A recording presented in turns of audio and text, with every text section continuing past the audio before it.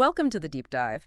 Today we're going to zero in on Palantir Technologies. Always a lot of talk around them. Definitely. And specifically, we're looking at their newest earnings report and what CEO Alex Karp has been saying. Right. And our main source here is an article from The Motley Fool. Came out just yesterday, May 5th. Yeah, it gives a pretty good overview of the financials, and their outlook. So our mission for this deep dive, we really want to get past just the headline numbers, understand what's actually driving Palantir's growth. Figure out the key things to take away from the report, and also, look at why people see the stock's value so differently. Exactly. For you listening, the idea is to get a clear picture of this major tech player without getting lost in all the financial jargon. Okay, let's get into it then. Motley Fool piece starts off by saying something interesting. Palantir's growth is actually exceeding expectations. Even the optimistic ones, yeah. Which is kind of surprising given how much attention they already get. Right. And the article reminds us, the stock had that massive run, over 1,000% in 2 years? Incredible, before taking a bit of a breather recently. Yeah. It also touches on their history, starting with AI for defense and intelligence. And then making that move, pretty strategically it seems, into the enterprise market. Which looks, very timely now, doesn't it? With the huge demand for generative AI. The article calls it prescient. It really does. Makes you wonder why that shift works so well now. Maybe older software just couldn't keep up. Could be. Maybe the commercial side needed that kind of rapid integration capability Palantir offered. Okay, so let's talk numbers. The first quarter financials, what were the highlights? All right, so revenue came in at $884 million. $884 million. How does that compare? Well, that's up 39% from the same time last year. Pretty hefty jump. 39% year over year. Wow. And quarter over quarter. Still solid growth, 7% up from the previous quarter. And adjusted earnings per share, EPS, hit $0.13. 13 cents adjusted. And the growth there? That was up 63% year over year. So strong growth on both top and bottom lines, adjusted, of course. Okay, and compared to what analysts were predicting, did they meet the street's expectations? They did. Actually, they met or slightly beat them. Consensus was around $862 million for revenue. And exactly $0.13 for adjusted EPS. So no negative surprises there, maybe slightly positive on revenue. Good showing then. So what's actually fueling this? Where's the growth coming from mainly? Okay, the big story seems to be U.S. commercial revenue. That just exploded. Exploded how? Up 71% compared to last year. Yeah. 71. Wow. And even sequentially from the previous quarter, it jumped 19%. It's huge acceleration. Was that expected? Not really, not that high. Yeah. Management's own guidance was for at least 54% growth. So they blew past their own forecasts there. Okay, so the commercial side is really taking off. What about their traditional government business? Still strong. U.S. government revenue was at 45%. So, solid growth there too. And are they just getting more money from existing customers or getting new ones too? Both, it seems. The overall customer count grew 39% year over year. Okay. But the U.S. commercial customer count, that specifically shot up by 65%. 65% more U.S. commercial customers. They're really making inroads there. Definitely expanding their footprint. And it's leading to bigger deals, too. Bigger deals. Yeah, the article mentions they closed 139 deals just in Q1 worth $1 million or more. 139, okay. And within that, 51 deals were worth at least $5 million, and 31 were worth $10 million or more. So these aren't small trial projects. These are significant commitments. Exactly. Substantial deals. And that ties into something else mentioned, RPO. Right. Remaining performance obligation. Can you just quickly explain what that means for listeners? Sure. RPO is basically contracted revenue that they will recognize in the future, but haven't yet. Think of it like future sales already locked in by contracts. Okay, like a backlog of guaranteed work. Pretty much. And Palantir's RPO climbed 46% year over year to $1.9 billion. Nearly $2 billion in future contracted revenue. That sounds like a good sign for momentum, right? Generally, yes. A rising RPO usually suggests that future growth is well supported, shows a healthy pipeline. Got it. Now, the article really hammers home the importance of their AI platform, AIP. Sounds like that's the key. That seems to be the narrative, yes. AIP is presented as the core driver behind these strong results.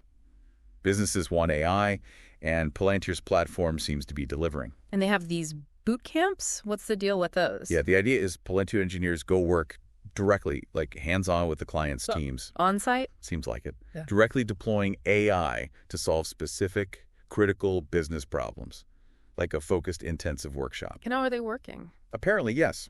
Very effective.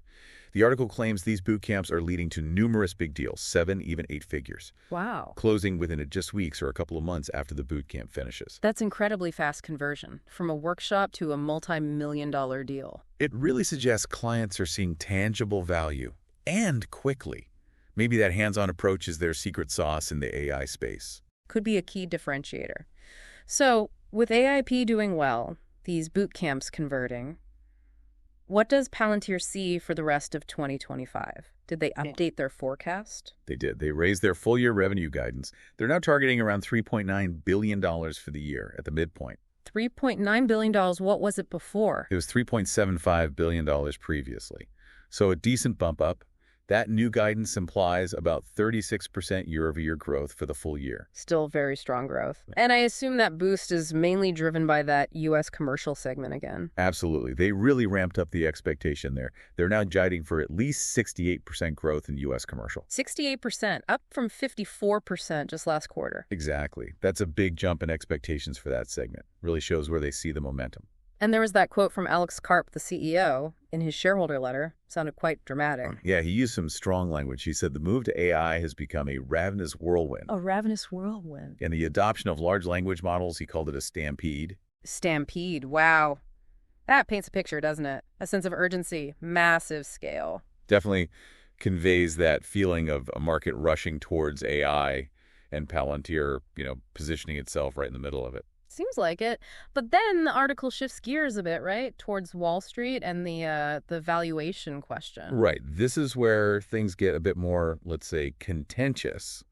The growth is there, but the price of the stock is a big sticking point. How so? What are analysts saying? Well, the article notes that out of 25 analysts covering the stock in May, only 3 rated a buy or strong buy. Only 3 out of 25. Yeah. Most of them, 15, are sitting on the fence with the hold rating. And 6 are actually negative, recommending underperform or fell. And the main reason for that caution or negativity is what? It really comes down to valuation. The article uses terms like exceedingly high and egregious valuation. Okay, so what are the numbers? How high are we talking? Well, at the time of the article, it was trading at 398 times earnings. Whoa, nearly 400 times earnings. And 65 times sales. 65 times sales. Those are definitely up there, even for tech. Very rich multiples. Extremely. It suggests investors are baking in massive future growth. Maybe too much, according to these analysts. And this high valuation leads to volatility. Big swings in the stock price. Like the example they gave. Exactly. Between mid-February and early April, the stock dropped 41%. 41% drop. With no bad news from the company. Apparently not. No company-specific negative news reported. It just highlights how sensitive a stock with this kind of valuation can be to market sentiment shifts. Definitely underlines the risk involved. So, okay, high valuation, high volatility. But what about the long-term picture, considering the AI boom? Well, the article does bring that up. It cites a McKinsey estimate.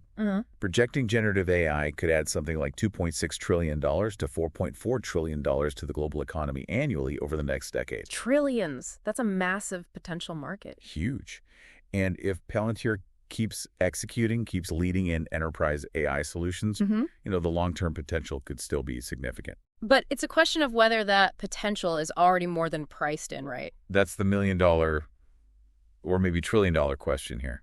So the advice for potential investors in the article seemed pretty cautious. Yeah, it basically said you need a strong constitution, be ready for a potentially long and bumpy ride. A bumpy ride because of that volatility we talked about. And it suggested maybe looking for significant dips to buy in. Opportunistic buying.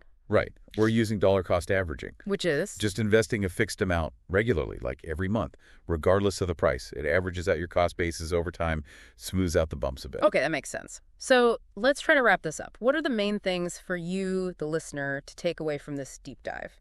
I think the core points are, 1, Palantir is showing really impressive growth right now, especially in the U.S. commercial market, driven by their AIP platform. Okay, strong growth driven by AIP. 2, they're confident enough to raise their own future revenue forecasts, particularly for that key commercial segment. Confidence in continued momentum. But 3, there's this big counterpoint from Wall Street about the stock's valuation being very, very high. The valuation concern. Which leads to point 4.